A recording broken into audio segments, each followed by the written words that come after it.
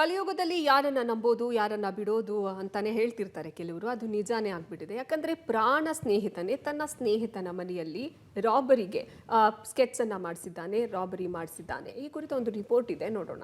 ನಕಲಿ ಪೊಲೀಸರನ್ನು ಕಳಿಸಿ ಸ್ನೇಹಿತನ ಮನೆ ರಾಬರಿ ಮಾಡಿಸಿದ ಸ್ಟಾಂಪ್ ವೆಂಡರ್ ಅರೆಸ್ಟ್. ಇದು ಕಲಿಯುಗ. ಇಲ್ಲಿ ಯಾರನ್ನ ನಂಬೋದು ಯಾರನ್ನ ಬಿಡೋದು ಅಂತಾನೆ ಗೊತ್ತಾಗಲ್ಲ. ಪ್ರಾಣ ಸ್ನೇಹಿತನ ಮನೆಯಲ್ಲೇ ದರೋಡೆ ಮಾಡಿಸಿದ್ದ ಸ್ಟಾಂಪ್ ವೆಂಡರ್ ಈಗ ಪೊಲೀಸರ ಅತಿಥಿಯಾಗಿದ್ದಾನೆ. ಹೌದು, ಬ್ಯಾಡರಹಳ್ಳಿಯ ಬಿಇಎಲ್ ಲೇಔಟ್ನ ಹೊಂಬೇಗೌಡರ ಮನೆಯಲ್ಲಿ ರಾಬರಿ ಪ್ರಕರಣಕ್ಕೆ ಬಿಗ್ ಟ್ವಿಸ್ಟ್ ಸಿಕ್ಕಿದೆ. ಸ್ನೇಹಿತನ ಸೈಟ್ ಮಾರಾಟದ ಹಣಕ್ಕಾಗಿ ನಕಲಿ ಸಬ್ ಇನ್ಸ್ಪೆಕ್ಟರ್ ವೇಷಧಾರಿಗಳ ಮೂಲಕ ದರೋಡೆ ಮಾಡಿಸಿದ್ದ ಸ್ಟಾಪ್ ವೆಂಡರ್ 52 ವರ್ಷದ ಬೆಟ್ಟೇಗೌಡ ಬ್ಯಾಡರಹಳ್ಳಿ ಪೊಲೀಸರ ಖೆಡ್ಡಾಗೆ ಬಿದ್ದಿದ್ದಾನೆ. ಹೊಂಬೇಗೌಡರ ಮನೆಗೆ ನಕಲಿ ಸಬ್ ಇನ್ಸ್ಪೆಕ್ಟರ್ ಮೂಲಕ ದರೋಡೆ ನಡೆಸಲಾಗಿದೆ.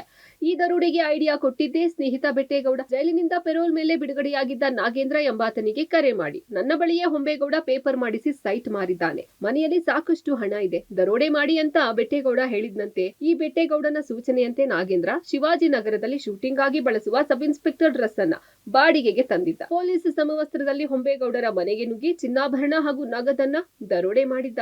ಪೊಲೀಸ್ ತನಿಖೆ ವೇಳೆ ಆರೋಪಿಗಳು ಕಳೆದ 2 ವರ್ಷಗಳಲ್ಲಿ 20 ಲಕ್ಷ ರೂಪಾಯಿ ವಸೂಲಿ ಮಾಡಿದ್ದ ಸಂಗತಿ ಬೆಳಕಿಗೆ ಬಂದಿದೆ. ಬೆಟ್ಟೇಗೌಡ ನೀಡಿದ ಮಾಹಿತಿ ಮೇರೆಗೆ ಕುಣಿಗಲ್ ಗಿರಿ ಹೆಸರಿನಲ್ಲಿ ಈ ಹಣ ವಸೂಲಿ ಮಾಡಲಾಗಿತ್ತು.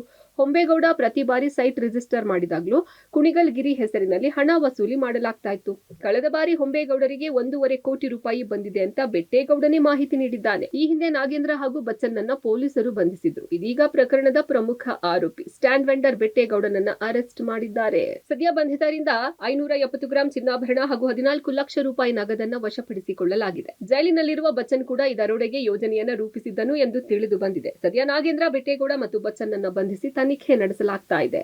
Narasimhamurthy, Gavinagamangala, crime bureau, public TV, Bengaluru.